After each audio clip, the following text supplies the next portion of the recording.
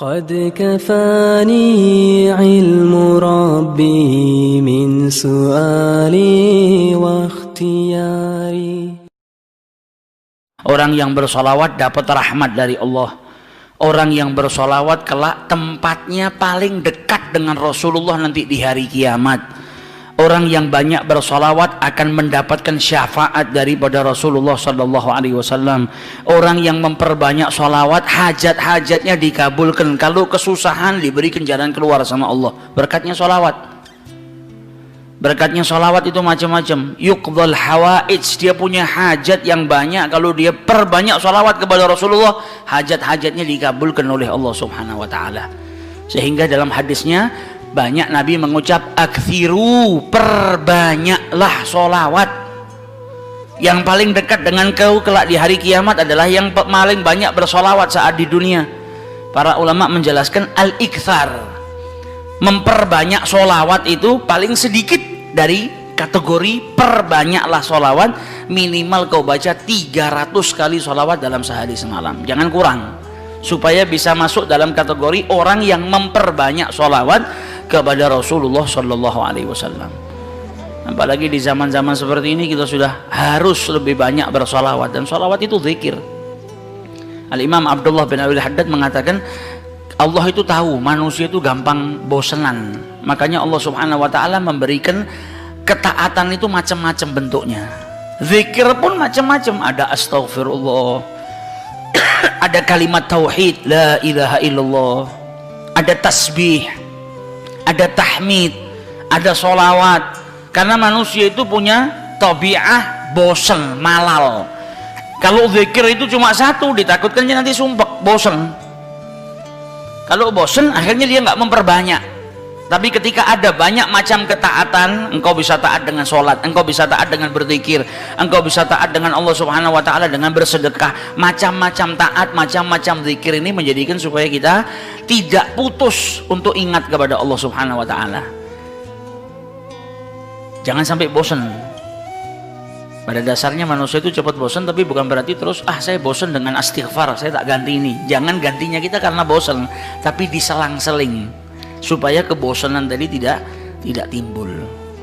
Nah, salah satu yang harus kita perbanyak nanti di bulan Rabiul Awal, bahkan di hari-hari lainnya kalau bisa, yaitu sholawat kepada Rasulullah Sallallahu Alaihi Wasallam. Khususnya di zaman fitnah seperti ini, kita butuh banyak sholawat supaya dapat rahmat dari Allah Subhanahu Wa Taala, supaya kita diberi keselamatan oleh Allah Subhanahu Wa Taala. Dan manfaatnya sholawat banyak sekali. Sehingga diceritakan dulu ada satu orang punya utang 500 dinar. Dia punya utang banyak sama orang, kemudian datang waktunya semua pada nagih, maka dia kebingungan, nggak punya uang. Akhirnya dia pergi ke salah seorang saudagar, dia pinjam uang 500 dinar. Diberikan sama saudagar tadi. Sebelum diberikan ditanya, kapan mau kau kembalikan uang ini? Maka dia berkata, insya Allah di tanggal sekian saya kembalikan. Uang itu diambil, dia bayarkan hutangnya satu persatu. Selesai dibayarkan tidak tersisa uangnya, nggak ada sisa modal untuk dia putarkan supaya bisa bayar utangnya yang 500 dinar ini. Karena apa? Memang dia pinjam sesuai dengan kadar hutangnya. Sampai ketika datang waktu jatuh tempo, yang punya uang datang ke rumahnya nagih, mana uang 500 dinar yang kau pinjam? Kau janji hari ini akan melunasinya. Maka dia bilang, demi Allah sepeser pun saya nggak punya. Saya belum mendapatkan apa-apa untuk saya bayarkan kepada dirimu. Maka yang punya uang nggak mau tahu. Engkau janji tanggal sekian mau kau bayar, sekarang sudah jatuh temponya, maka bayar hutangmu sesuai dengan ucapanmu. Dia bilang saya nggak punya. Lalu begitu ayo pergi ke Qadhi, pergi ke hakim. Nggak benar ini perbuatanmu. Maka yang utang tadi dibawa sama yang punya uang ke hakim. Diceritakan perkaranya, ditanya sama hakim, kenapa tidak kau bayar hutangmu? Bukankah engkau berjanji hari ini akan melunasinya? Dia bilang, iya saya berjanji, tapi saya nggak punya uang. Saya bukan pengkhianat, bukan orang yang mau berdusta. Kalau berdusta saya akan bilang saya nggak punya uang. Nggak ada perjanjian di sini, nggak ada bukti. Tapi saya ngaku kalau saya punya utang dan hari ini saya nggak punya uang untuk saya bayarkan. Maka Qadhi berkata apa? Kalau begitu kau melanggar janjimu, maka engkau harus dihukum, engkau harus dipenjara. Maka yang utang tadi bilang apa? Kalau begitu ya sudah. Kalau memang hukumannya saya harus dipenjara karena saya nggak bayar utang, ya sudah saya terima. Tapi tolong berikan saya waktu 1 hari. Saya mau kembali ke rumah saya mau izin dengan istri dan anak-anak saya. Besok saya akan kembali ke sini lagi dan masukkan saya ke dalam penjara. Maka sang hakim berkata apa? Bagaimana mungkin saya bisa percaya dengan dirimu? Siapa yang menjamin dirimu? Kalau ada yang menjamin kau bakal kembali ke sini, maka saya lepaskan. Dia bilang, ya Ghadhi, kalau saya niat lari sudah dari kemarin-kemarin saya lari. Kalau saya niat lari saya nggak datang ke sini. Maka percayalah saya akan kembali di esok hari. Maka kata Ghadhi, jaminannya apa? Akhirnya lelaki tadi bilang apa? Jaminannya yang menjamin saya adalah Rasulullah SAW. Maka sang hakim bingung. Maksudmu yang menjamin Rasulullah ini bagaimana? Dibilang, ya hakim, kalau saya besok nggak kembali ke tempat ini, saya bersedia ditolak menjadi umatnya Nabi besar Muhammad SAW. Ini tidak main-main sumpahnya. Dan ini bukan sembarang orang, memang orang yang soleh. Dia bilang, berikan saya waktu sebentar, saya kembali kepada keluarga saya pamit dengan istri saya, besok saya kembali. Saya bersumpah dan saya siap dikeluarkan dari umatnya Rasulullah, nggak dianggap sama Rasulullah kalau sampai saya berdusta. Maka si hakim tadi mendengar sumpahnya seperti ini, akhirnya dipercaya kalau begitu kembalilah. Maka dia kembali ke rumah, dia ceritakan kepada istrinya, dia minta izin sama istrinya, suamimu ini mungkin besok di penjara karena nggak bisa bayar utang. Kata istrinya, kalau kau dihukum penjara, terus apa yang bisa membuatmu keluar sekarang ini? Kok tidak langsung di penjara, kok bisa kembali ke rumah? Kata suaminya, karena saya mendapatkan jaminan. Dari siapa? Dari Rasulullah. Dia ceritakan, saya bersumpah kalau saya nggak kembali di esok hari, saya rela tidak dianggap sebagai umatnya Rasulullah SAW. Maka istrinya berkata, selagi engkau ini mendapat jaminan dari Rasulullah atau kau menjaminkan Rasulullah SAW, maka ayo kita perbanyak sholawat. Semoga Nabi besar Muhammad SAW benar-benar menjamin dirimu. Karena sholawat itu manfaatnya besar. Sholawat ini berkahnya luar biasa. Maka si suami sama si istri kemudian diperbanyak sholawat, membaca sholawat yang sangat banyak sampai mereka akhirnya tertidur. Yang laki yang punya utang tadi ketika tidur mimpi berjumpa dengan Rasulullah SAW. Dan Nabi dalam hadisnya telah bersabda, man ra'ani fakat ra'ani haqqa. Siapa yang mimpi berjumpa dengan diriku, maka sesungguhnya itu aku. Karena syaitan gak bisa menyerupai Nabi besar Muhammad SAW.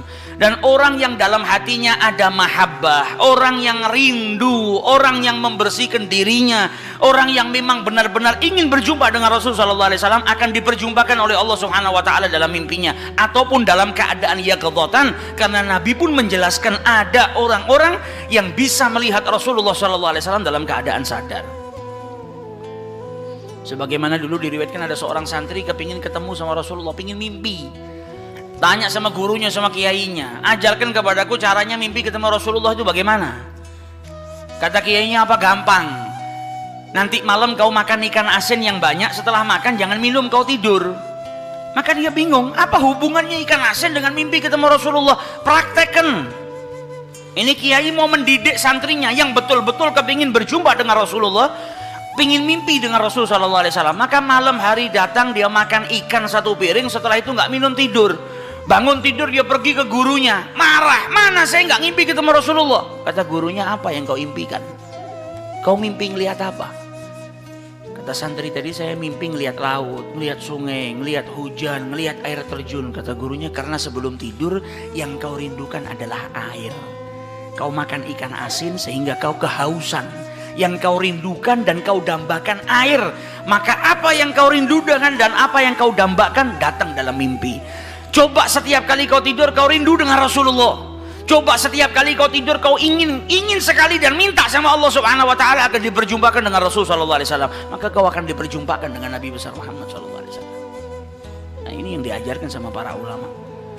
Ini yang punya utang tadi mimpi ketemu Rasulullah SAW. Dalam mimpinya apa kata Rasulullah? Kau jangan takut, jangan gelisah. Orang yang mahabbah, baca sholawatnya bukan sekedar baca, tapi baca dari lubuk hatinya, baca dengan penuh kecintaan. Mimpi berjumpa dengan Rasulullah dan berkahnya sholawat tadi bisa menyelamatkan orang. hajat-hajatnya bisa dikabulkan, dapat pertolongan dari Allah Subhanahu wa taala. Maka dalam mimpinya Rasulullah bilang apa? Besok pagi kau pergi, idhab ilal wali, pergi ke gubernur di tempatmu itu, bilang sama gubernur tadi, Rasulullah mengucapkan salam kepadamu, dan sampaikan kepada si gubernur, kalau setiap hari dia bersolawat kepada Rasulullah sebanyak 1000 kali, itu solawatnya sampai kepada Nabi Muhammad. Dan sampaikan kepada si gubernur, tadi malam dia itu kebingungan, baca solawat sudah 1000 atau belum, ada salah dalam menghitung sehingga dia itu gelisah, saya sudah 1000 atau belum. Maka sampaikan kepada gubernur itu bahwasanya solawatnya sudah sampai 1000, jadi dia nggak perlu gelisah. Bangun dari tidur, dia mau kembali ke Ghazi, tapi sebelumnya dia pergi ke wali, pergi ke gubernur tadi. Sampai di rumahnya gubernur, dia sampaikan, wahai wali, wahai gubernur, Rasulullah menitipkan salam kepadamu. Kaget dia. Orang yang selama ini dia solawati, gubernur ini gubernur yang cinta kepada Rasul Sallallahu Alaihi Wasallam, tiba-tiba ada orang yang datang bawakan salam dari Rasul Sallallahu Alaihi Wasallam. Nabi Muhammad berkata kepadamu, wahai gubernur, solawatmu yang kau baca 1000 kali setiap hari sampai kepada Rasulullah. Dan tadi malam ketika engkau kebingungan solawatmu itu sudah 1000 atau belum, ternyata sudah 1000. Nabi ngabarkan kau jangan takut, jangan gelisah, karena solawatmu seperti biasa, istiqomah kau baca, jumlahnya sudah 1000. Dan Nabi Muhammad minta engkau bantu diri saya untuk melunasi hutang. Maka saking gembiranya dapat salam dari Rasulullah, dapat kabar kalau solawatnya yang selama ini dia baca sampai kepada Rasul Sallallahu Alaihi Wasallam. Ditanya utangmu berapa? 500 dinar. Diambilkan 500 dinar dari Baitul Mal. Setelah itu diambilkan lagi 2.500 dinar dari uang pribadinya. Ini hadiah buat dirimu karena kau datang bawa kabar gembira kepadaku, yaitu Rasulullah Sallallahu Alaihi Wasallam mengucapkan salam kepadaku. Mahabbah. Kita belum tentu, kalau mungkin andai ada orang yang mimpi berjumpa dengan Rasulullah, kemudian Nabi mengucapkan salam kepada kita, belum tentu kita bahagia sampai bisa mengeluarkan harta seperti itu. Tapi orang-orang yang mahabbah, kecintaannya sama Rasulullah luar biasa.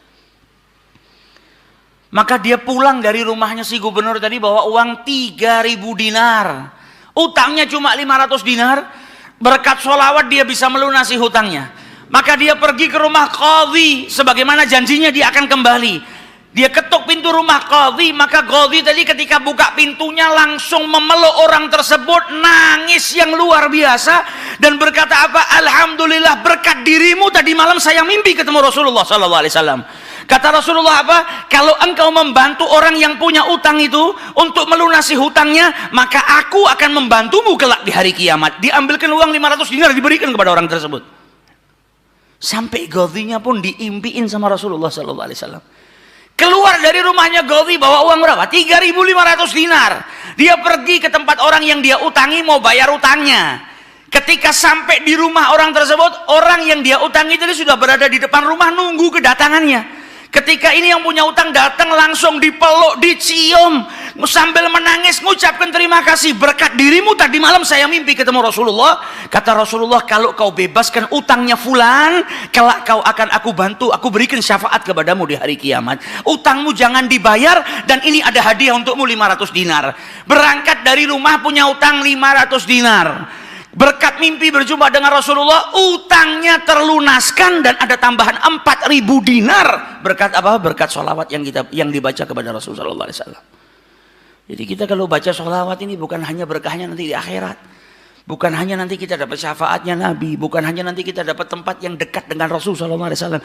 Bahkan di dunia kalau kita ada situasi yang tidak menyenangkan, ada masalah, ada apapun, semuanya bisa hilang berkah daripada sholawatnya yang kita baca kepada Rasulullah Sallallahu Alaihi Wasallam. Karena satu sholawat dibalas dengan 10 rahmat.